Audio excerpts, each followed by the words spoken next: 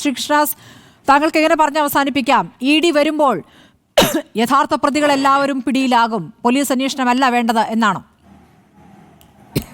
ED. വരുന്നതിന് police അന്വേഷണം നടക്കട്ടെ. പോലീസ് അന്വേഷണം പ്രധാനമായും നടക്കുന്നത് ഇതിൽ ആത്മഹത്യയുമായി ബന്ധപ്പെട്ട്, അല്ലെങ്കിൽ അത് കൊലപാതകമാണോ, അല്ലെങ്കിൽ അതുമായി ബന്ധപ്പെട്ടുകൊണ്ട് ഏതെങ്കിലും തരത്തിലുള്ള ക്രിമിനൽ ആക്ടിവിറ്റീസ് നടന്നിട്ടുണ്ടോ എന്നുള്ളതെല്ലാം പോലീസിന് അന്വേഷിക്കാം. അതിൽ യാതൊരു തർക്കവും.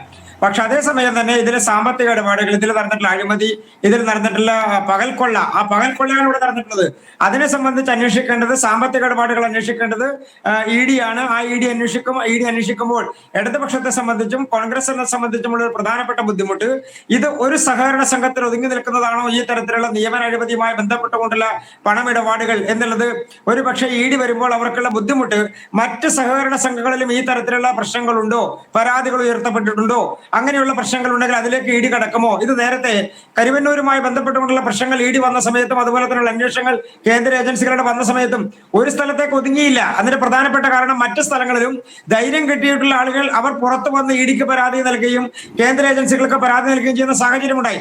ഇവിടെയും ഏതാണ്ട് സമാനമായി. ഇവിടെ എന്താ പ്രധാനപ്പെട്ട വിഷയം, ശ്രീ മരണപ്പെട്ടിട്ടുള്ള അദ്ദേഹത്തിന്റെ മകന് ജോലി കൊടുക്കാൻ വേണ്ടി അദ്ദേഹത്തിന് ജോലി ചെയ്തുകൊണ്ടിരിക്കുമ്പോൾ മറ്റൊരാൾക്ക് ജോലി കൊടുക്കാൻ കൈക്കൂലി വാങ്ങിക്കൊണ്ട് കത്തെഴുതി എന്നുള്ളതാണ്.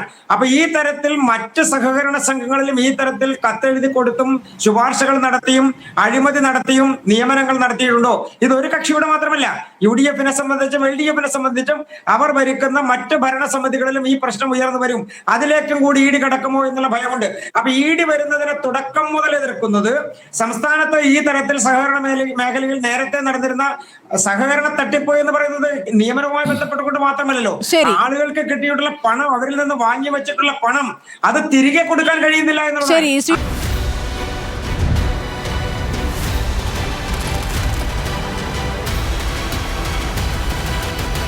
ഡിബേറ്റ് വിത്ത് സ്മൃതി പരുത്തിക്കാട്.